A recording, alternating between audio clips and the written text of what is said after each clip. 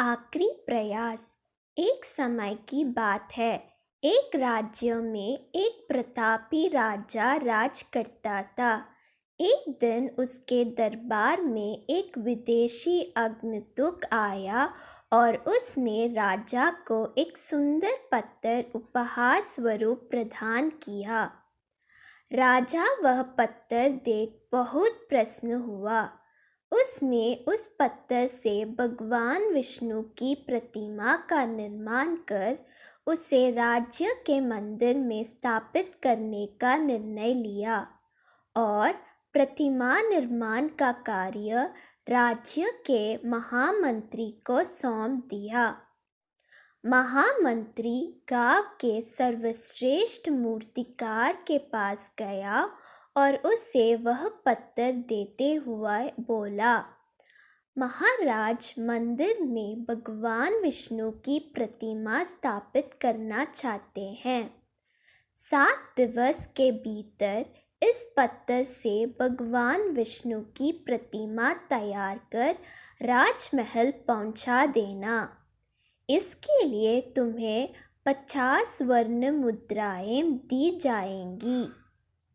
50 स्वर्ण मुद्राओं की बात सुनकर मूर्तिकार खुश हो गया और महामंत्री के जाने के उपरांत प्रतिमा का निर्माण कार्य प्रारंभ करने का उद्देश्य से अपने औजार निकाल लिया। अपने औजारों में से उसने एक हथौड़ा लिया और पत्थर तोड़ने के लिए उस पर हथौड़े से वार करने लगा, किंतु पत्थर जस का तस रहा। मूर्तिकार ने हथौड़े के कई वार पत्थर पर किए, किंतु पत्थर नहीं टूटा। 50 बार प्रयास करने के उपरांत मूर्तिकार ने अंतिम बार प्रयास करने के उद्देश्य से हथौड़ा उठाया, किंतु यह सोचकर हथौड़े पर प्रहार करने के पूर्व ही उसने हाथ खींच लिया कि जब 50 बार वार करने से पत्थर नहीं टूटा तो अब क्या टूटेगा। वह पत्थर लेकर वापस महामंत्री के पास गया और उसे यह कह वापस कर आया कि इस पत्थर को तोड़ना नामुमकिन है, इसलिए इससे भगवान विष्णु की प्रतिमा नहीं बन सकती। महामंत्री को राजा का आदेश हर स्थिति में पूर्ण करना था, इसलिए उसने भगवान विष्णु की प्रतिमा निर्मित करने का कार्य गांव के एक साधारण से मूर्तिकार को सौंप दिया।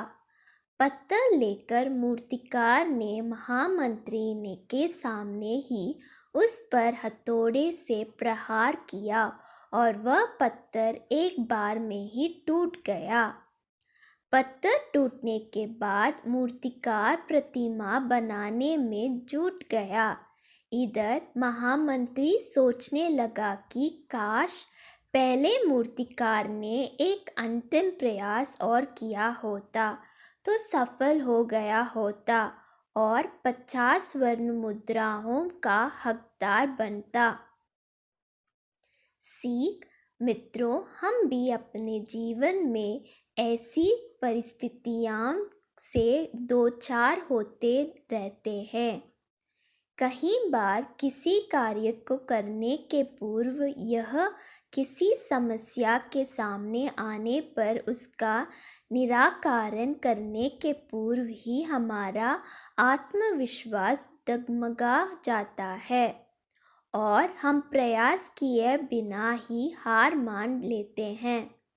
कई बार हम 1-2 प्रयास में असफलता मिलने पर आगे प्रयास करना छोड़ देते हैं, जबकि हो सकता है कि कुछ प्रयास और करने पर कार्य पूर्ण हो जाता या समस्या का समाधान हो जाता।